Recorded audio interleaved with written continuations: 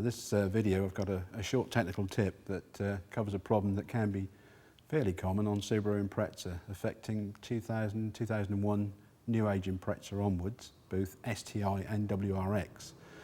It usually manifests itself as an engine management light coming on, either permanently or sometimes coming on and off. And when you read the fault memory, it'll indicate either specific cylinder misfires or random misfires.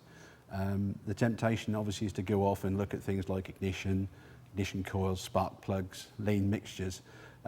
We have a slightly different view on this now after having seen this a few times. If the car doesn't actually physically miss whilst you're testing it, one thing to look out for is the neutral position switch in the gearbox.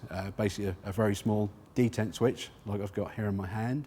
As you can see, it's a very simple on-off detent switch.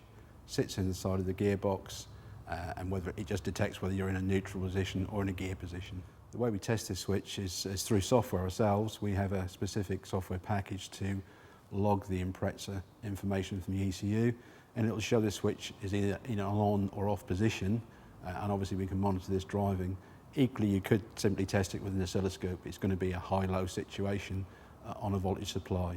Right, what we've got here is the software we use to log the Subaru with, and on the screen is the digital data, so the on-off data from various inputs, the ignition switch, neutral position switch, and we can use this to actually log the car and make sure the switch is stable. You can see on the screen the fourth column down shows the neutral position switch.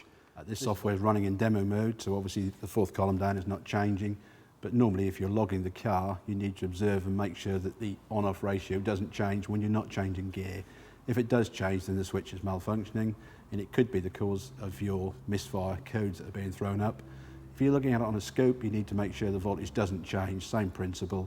If it does change, then the first protocol is to replace that switch before you investigate any possible other misfire causes. If you're aware of the fault, it's a quick, simple fix. Hopefully it'll save somebody out there an awful lot of time. That concludes this technical tip.